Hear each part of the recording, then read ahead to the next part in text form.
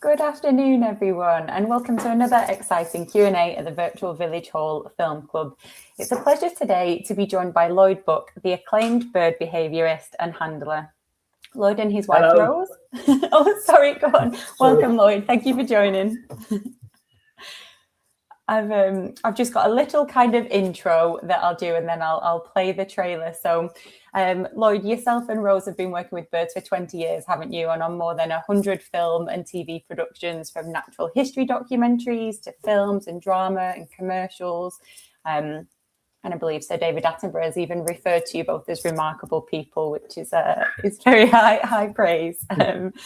And so amongst your family of birds is a stunning goshawk called Lottie, who stars in the brand new Lionsgate film H is for Hawk, which opened at cinemas last week. The film is based on a memoir by Helen MacDonald, a Cambridge natural historian, author and keen birdwatcher, whose life is thrown off course after the death of her beloved father.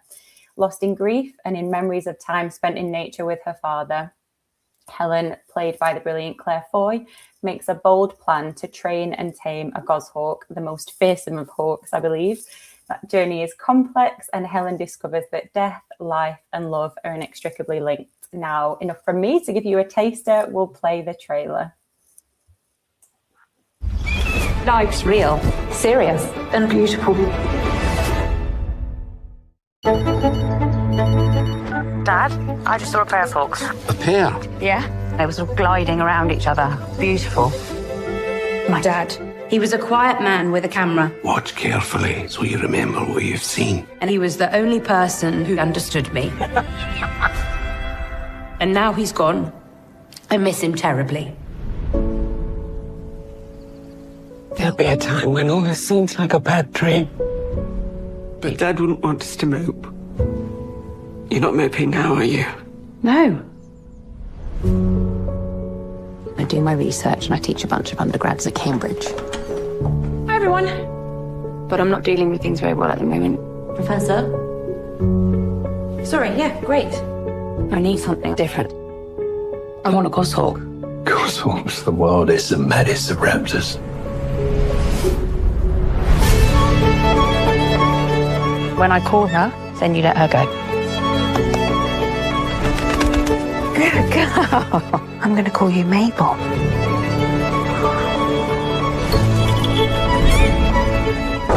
Helen? Human beings can't live this well. Are you feeling that you're a failure? Well, that's just a matter of fact. Don't be so hard on yourself. It's just working out your place in the world. I always thought Dad taught me to be detached. But being with Mabel, it's an honest encounter with life. And now I see how engaged with life Dad was. Life's real, serious, and beautiful. Remember, smile.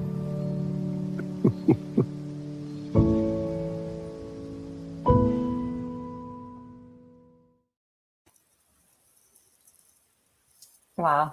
So, yes, Lloyd, welcome again. Thank you for joining us today. That's all right, thank you. So the first thing, obviously, that I have to say is what an extraordinary job you have. How did you get into this line of work, and what does a day-to-day look like for you and Rose? It's, I'd say, more a lifestyle than a job.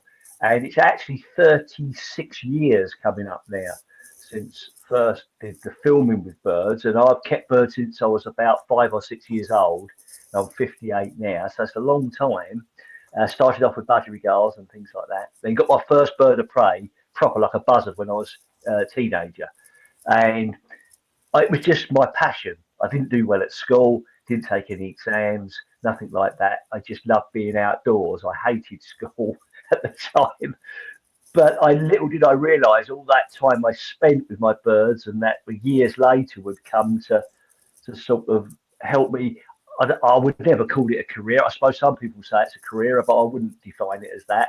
I never think of it in that way. And then I gave some advice to a producer at the Natural History Unit in Bristol 37 years ago about hand raising an eagle owl.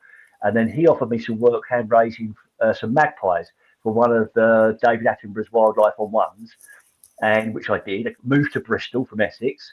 That was going to be for 6 months. That turned into a year. Met Rose, and 36 years later, we're kind of still doing the same thing. Brilliant. Sounds like a real passion, Lloyd. Yes. Yeah, it is. Lottie, who we've just seen, who plays Mabel in the film, is a goshawk, as we've kind of touched on, a bird with a formidable reputation in the natural world. Could you please tell us a little bit about Lottie and about goshawks in the wild as well? So we've got Lottie, who you would have seen, who's done all the action filming for the movie.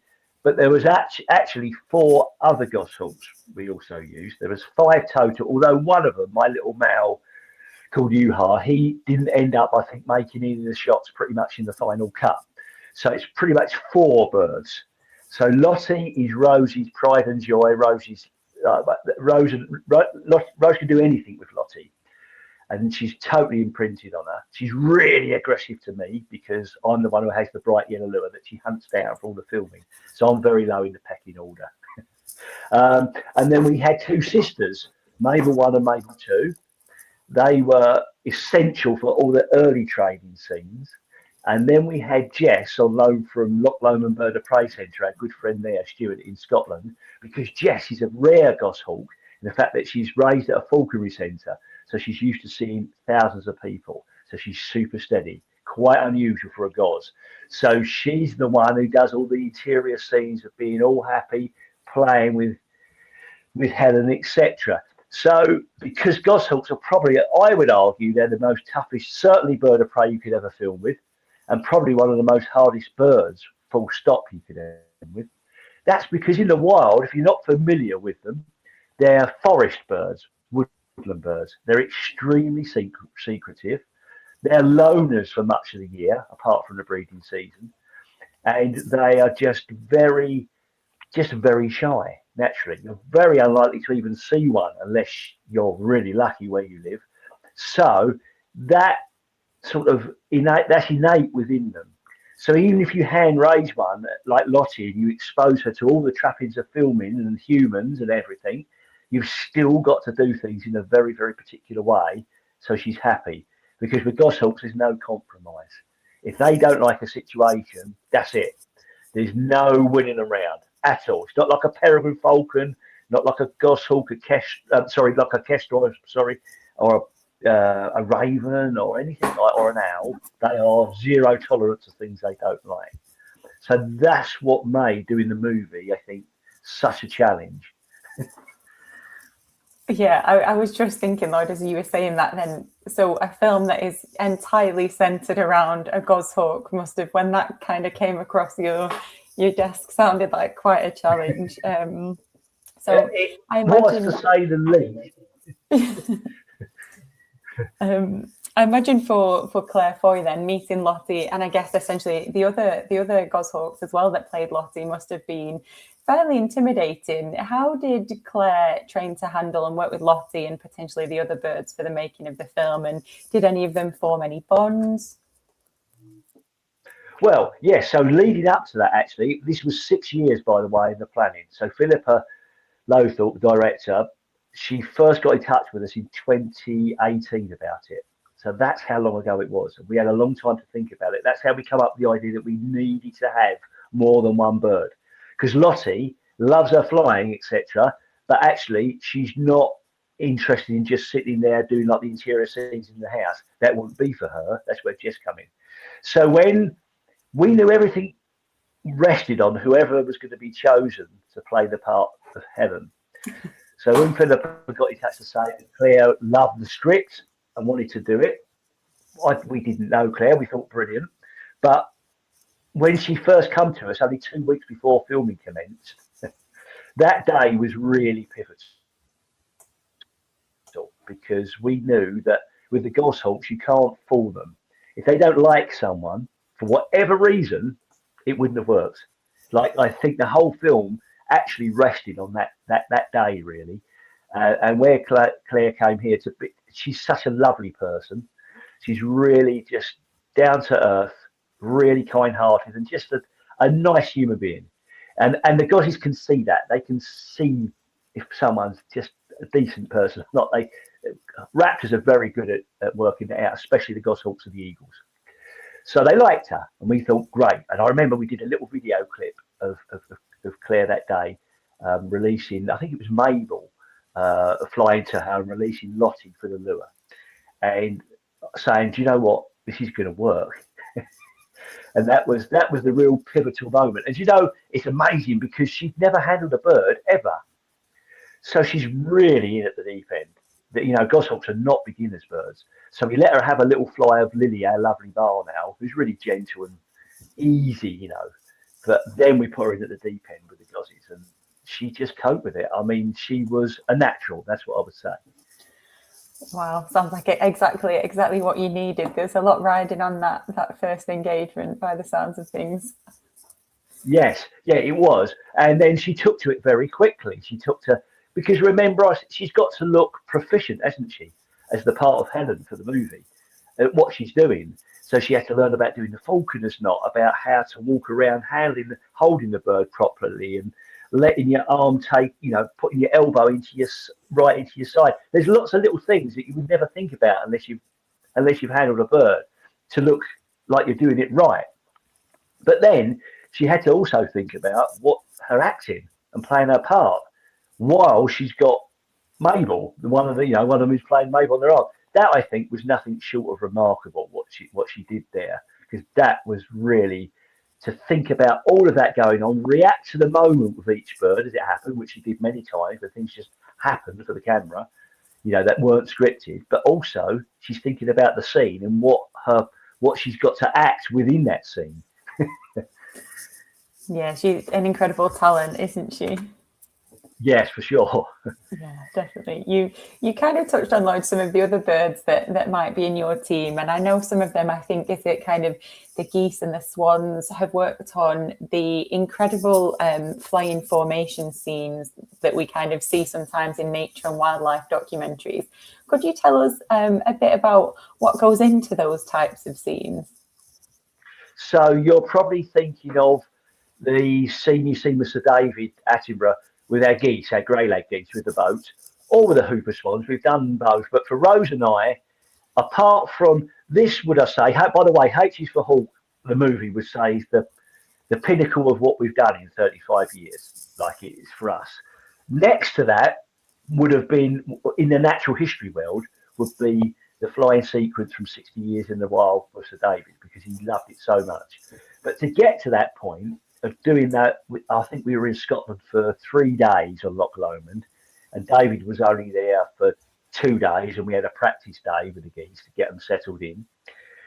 So before that, Rose, you get the little geese as little goslings, day-old hatchlings, because they do what they call, they imprint on their parents, because it's important for them to follow their parents around for safety. They need to graze on grass. So you kind of replace natural parent with yourself, and that's what Rose does so well, and has always done. So, but that's in time intensive. She's with them pretty much 24 hours a day. At the time we made a little bit up in the kitchen here with a mattress and a duvet and that, and they come in. You have little turfs you cut out and put down for them to have a little graze. And then when they get 2 or 3 days old, you can take them out if the weather's nice. They follow her about. It's really important to make them follow you. The more that they follow you, the stronger that imprinting process is, the stronger the bond. And then, of course, when they start to fly, they can obviously fly faster than you can run. So then you've got to use something else. So we would use a quad bike, first of all, and then a car, the little old Citroen 2CVs, the little French cars, because you can take all the doors and the roof off. They're very safe to fly waterfowl by. And you take we used to be members of the Cotswold Gliding Club near here, and then you would take them and fly them up and down the runway, because it's a nice, safe environment to fly them. And then when they do 10 lengths of the runway without stopping or getting out of breath, you know that they're fit enough to cope with pretty much anything. So then you go to Scotland, and then they naturally follow the boat easily. They like being over the water. So that's how we got to that stage. But that whole stage took about 4 months, I suppose. Wow, that is incredible. And how many, I guess, takes? Are they one take wonders? Is it the first take, or you have to kind of do a few of those?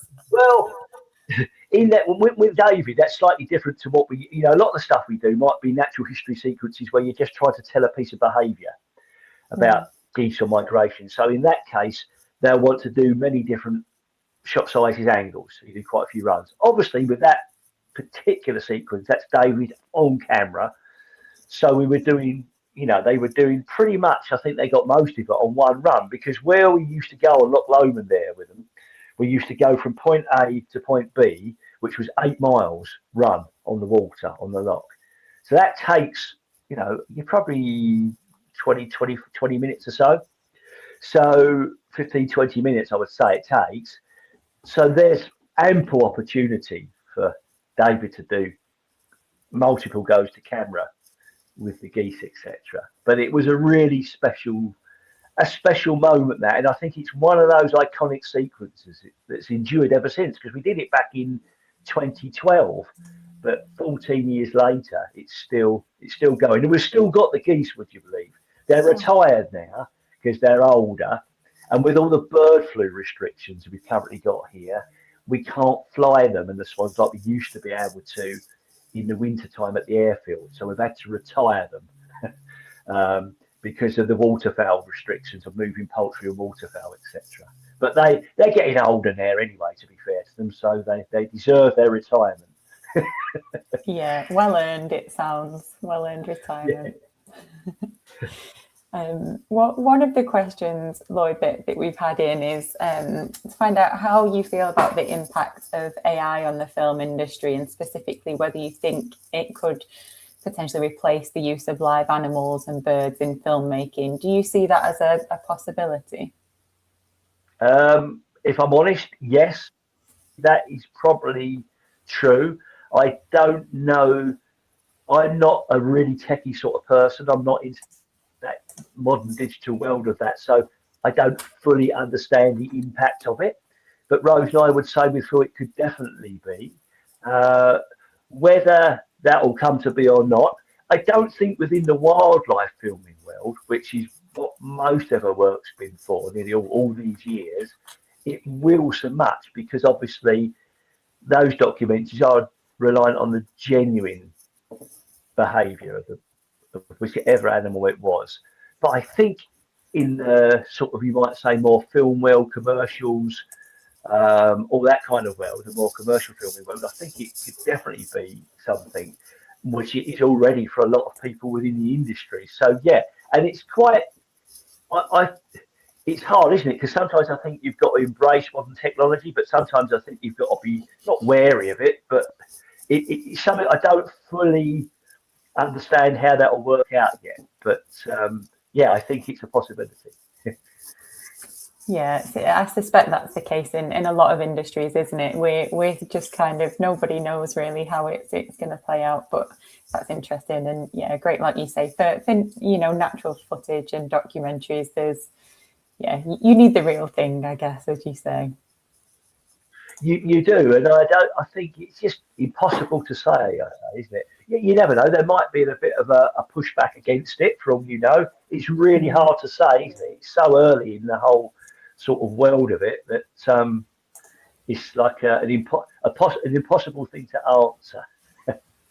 Yeah, for sure. And if any virtual villagers watching want to submit any questions, pop them in the chat. I think we've just had one through Lloyd from Catherine, who says, would you want to work with any other animals? I don't think I've ever been drawn to that all these years. My whole life I've been mad on birds.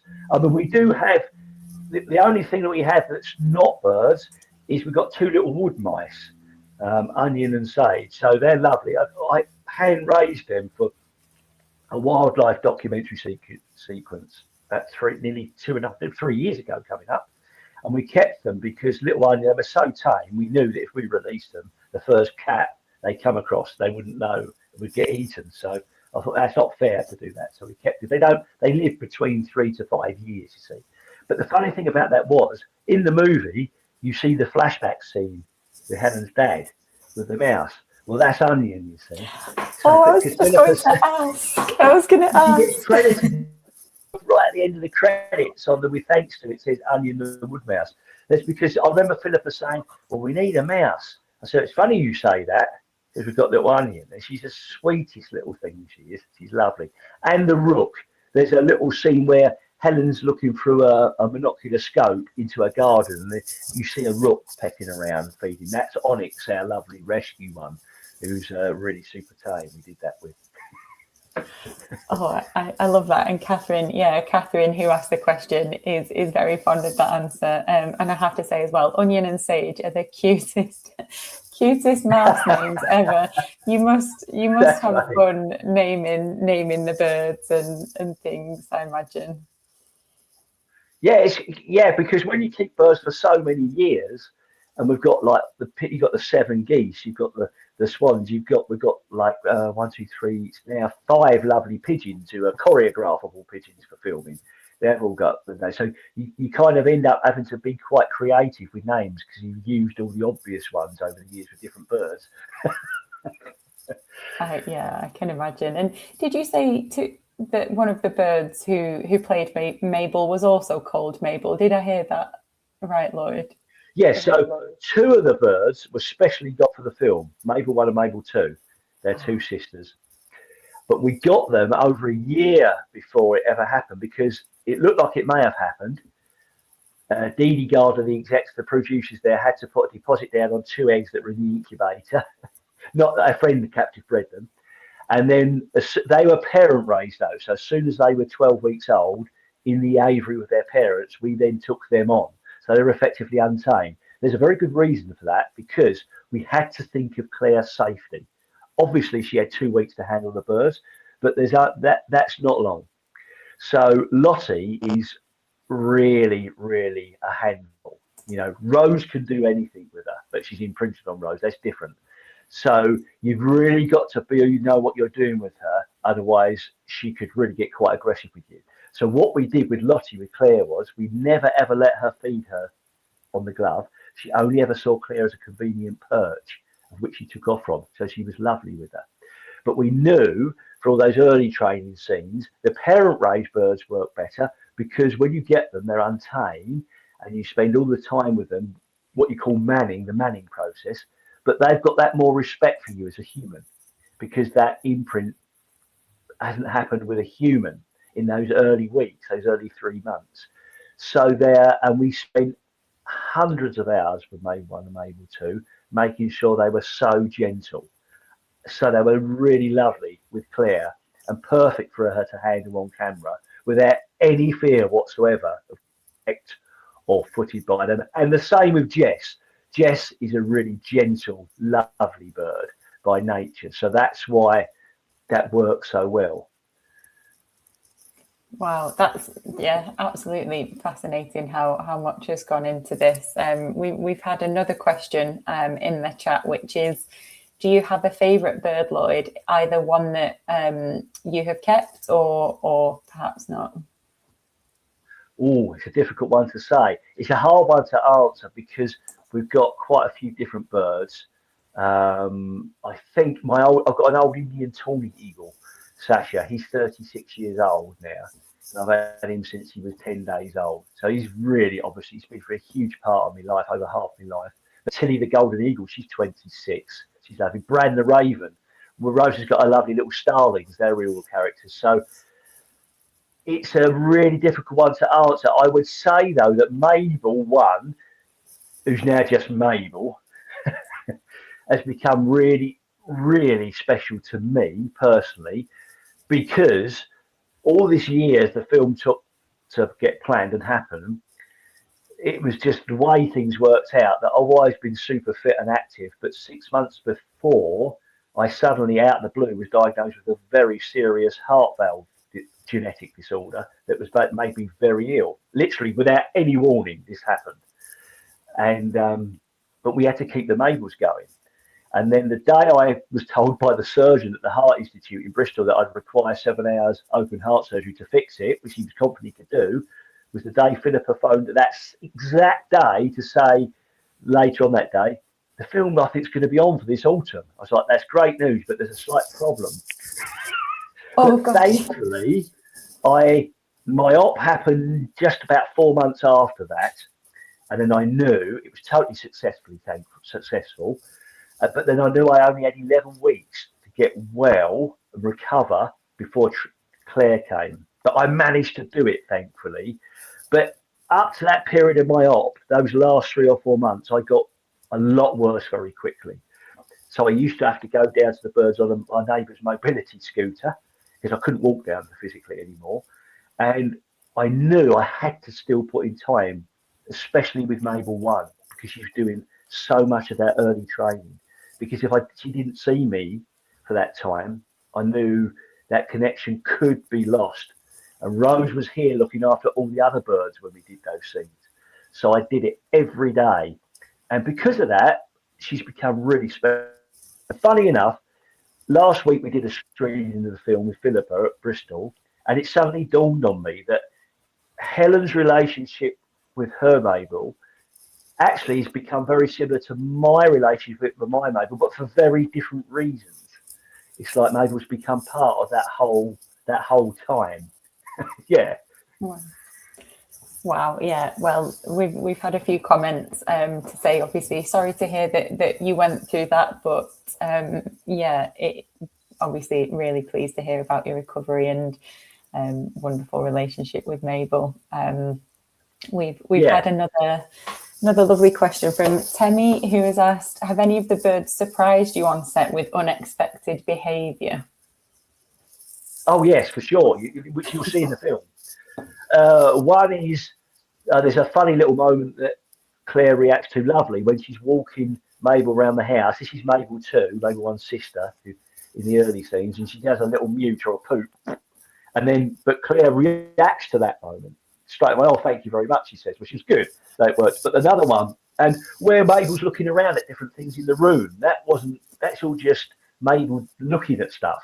But there's another moment where she's there and with the little girl, with her brother's little girl, and in the film, and Mabel brings up a pellet, what you call cast a pellet of the stuff she can't digest. You couldn't script that; it just happened to happen. And in the scene, they're talking about the pellets on the ground, and suddenly Mabel goes whoop and regurgitates her pellet, and that was marvelous because you couldn't script that. Also, the playing with the paper. We thought, Philippa and I, that may have to be filmed as cutaways. But actually, because by that stage, that was late on in the filming process, the 7 weeks, Jess knew Claire so well, she was happy to play with her with the paper. We didn't know that was going to happen. It was just because she got to know her and got to like her. So it naturally happened for real. So that was really, really good. Oh, that's lovely. And for anyone who might not have seen the full film yet, that's almost like a bit of a game of catch, isn't it, between Helen and Mabel in the film. And it's a really, really heartwarming moment. I think we have time for one last question, Lloyd? Yeah, for sure. You do whatever. I'm fine. I'm happy. Fabulous. We've had a lovely one from Sufyan, who has asked what the most rewarding moment you've had working with birds in film or TV. I would say there's 2. One is the grey-leg geese in the wild sequence with Sir David, and I'd read David's books since I was a little boy, but I never ever thought that I'd one day get to know him as a friend and work with him. Ever. I would not have thought, how's that ever going to be possible? So that for sure was Rose, and for Rose as well, both of us, that one moment, that one sequence. But actually, I would say doing this film for us is really, because it took so long to happen. It was such a combined team effort between everybody, not just us. There's Philippa and her amazing directing skills, because remember, it's hard for her because there's this bird involved that's a big part of it, which you can't necessarily script. We can't script the bird so much, can you? You've got to go with what they naturally do. There was Charlotta, the DOP. There was Simon, the first AD. There was Mark Payne-Gill, our wonderful good friend who does the most amazing long lens bird cinematography. So and Alex and Chris with a drone and the gimbal camera. So there's a whole team of people that come together for it, that made it happen. So I think I've got to say the movie, really. Yeah, completely fair enough. It's incredible. And then Soph has followed up with a quick follow-up question to ask, how do you decide which bird is suitable for a particular role? Well, if you're talking about with the film, for instance, obviously for the Goshawks, it's their own character. So Mabel 1 was quite confident in many ways. So she was ideal for the early training on the crayon, what called the crayons line scene before Heaven Flies Her Free, up to that point. But actually, she's quite sensitive. So in the earlier scenes where she's first got the bird and she's flappy and really like, whoa, you're a human, I don't like this. We used her sister, Mabel, too.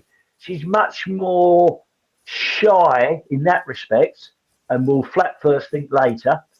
But she doesn't hold on to any of that. It doesn't stress her. She moves on.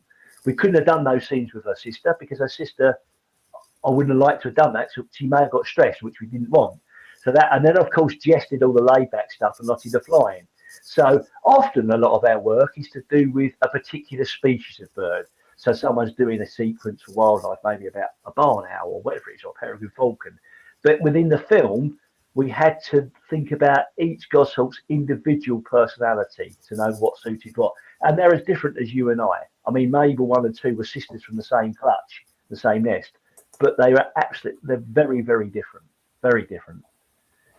Oh, that's brilliant, Lloyd. Thank you. I think that's all of the questions that we've got time for. So thank you so much for joining us today in this fascinating conversation. I really enjoyed H's for Hawk and wish it every success at the box office. So yeah, thank you, Lloyd. We really appreciate it. Thank you. Loved it. Thank you very much. Thanks everyone for joining us today. Hope you enjoyed the conversation. We'll be back again soon with another film club. So until then, see you. Bye-bye.